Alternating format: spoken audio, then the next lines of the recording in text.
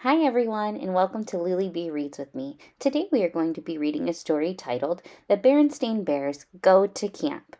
The author and illustrators of our story are the same. Their names are Stan and Jan Berenstain. Let's get reading. It's vacation time. Hooray, hooray. Let's spend it outdoors. Let's get away.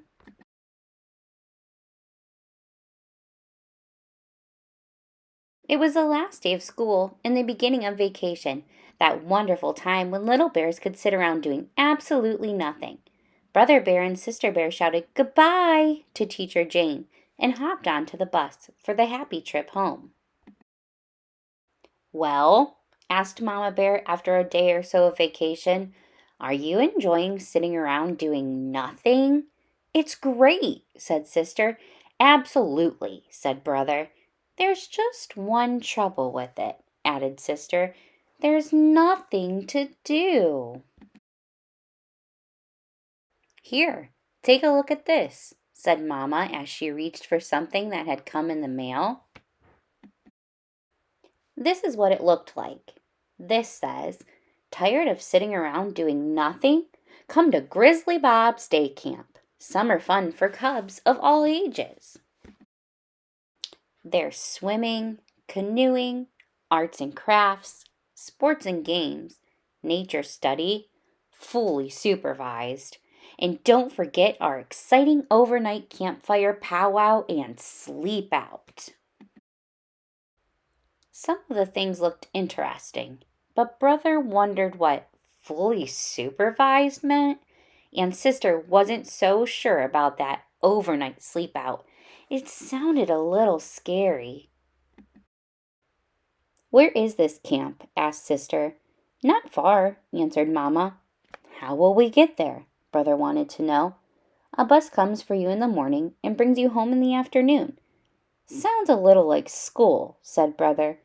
We'll think about it, said the cubs, and went back to doing nothing. Well, not exactly nothing. They picked a few wildflowers, chased a few butterflies, turned over a few rocks, and thought about it. Mama, could we try Grizzly Bob's Day Camp just to see if we like it? They asked. Of course, said Mama. A couple of mornings later, Brother and Sister were in camp shorts and t-shirts, all ready and waiting when the bus came. It didn't look much like the school bus. And Grizzly Bob didn't look much like Teacher Jane.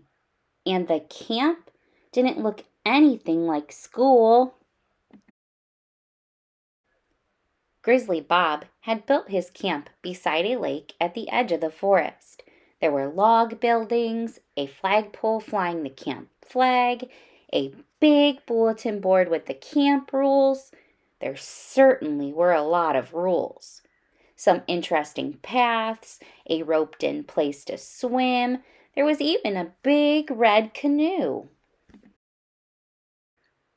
Bob had made name tags for the cubs. You're campmates now, so you better get to know each other, he said. Then he took them on a tour of the camp. There was an office with a desk where he did his paperwork and a first aid corner full of bandages and things for cuts and bruises. There was a rec hall to go into when it rained. Rec was short for recreation. There was a picnic place and a barbecue pit where they roasted hot dogs for lunch. Sister burned hers a little, but she traded with another cub who liked burned hot dogs. Bob announced that after lunch they would all climb up Spook Hill to the very top of Skull Rock, the special place where they would have their end of camp powwow and sleep out. It was quite a climb. That evening, Mama and Papa Bear were eager to know how the cubs liked camp. It was okay, said Brother, but they sure have a lot of rules. It was all right, agreed Sister. They sure had plenty of bandages and stingy stuff for cuts. But what they both were thinking about was Skull Rock and that end of camp sleep out. Especially Sister. The second day was different. Brother had a great day. He passed the swimming test and was allowed to ride in the canoe. Sister didn't have such a good day. She played dodgeball, and some of the cubs threw pretty hard. The third day Sister had fun. She got a star for a birch picture frame she made in arts and crafts. But Brother hurt his knee in the wheelbarrow race. The fourth day, both of them had fun. And every day after that, so much fun that they forgot about Skull Rock in the sleep out. Well, almost. Papa found the sleeping bags that he and Mama had used on their honeymoon. And when the camp bus came on the morning of the big night, Brother and Sister were ready. Sort of. The climb up Spook Hill wasn't so hard this time, even with backpacks. The cubs were strong and tough from their summer of camping. Tomorrow would be field day, the last day of camp, when their parents would come to watch their games and contests and see awards given out.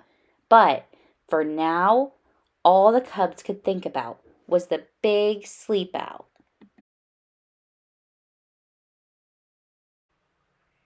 It was just beginning to get dark when they reached Skull Rock. Grizzly Bob built a campfire. Then he went into a small cave. When he came out, he was dressed in a beautiful Indian costume. Then the cubs sat in a semicircle, and the powwow began. Bob told them old Indian legends of the great animal spirits, the story of the great grizzly as big as a mountain, the soaring eagle who filled the sky, and the mighty salmon whose colors made the rainbow. As Bob told the old stories, the cubs could almost see the wonderful creatures in the firelit smoke as it curled up into the night sky. After the powwow, they had cocoa and honey bread. Then they curled up in their sleeping bags, and soon they were all fast asleep, even Sister. The next day, Brother and Sister did very well in the field day games and contests. Brother won a trophy for finishing second in the dash, and Sister got medals for the dead bear's float and for her bead belt. It was almost the end of summer. School would be starting in a couple of weeks. "Well," asked Papa, "how did you like camp?" "It was great," said Brother, hugging his trophy. "It was great," agreed Sister, wearing her medals proudly. "But you know something? After Grizzly Bob's day camp, school will be like a vacation." The end. Thank you so much for watching. If you enjoyed this video and would like to hear more stories in this series, be sure to give that page a big thumbs up and don't forget to subscribe. See you on the next one.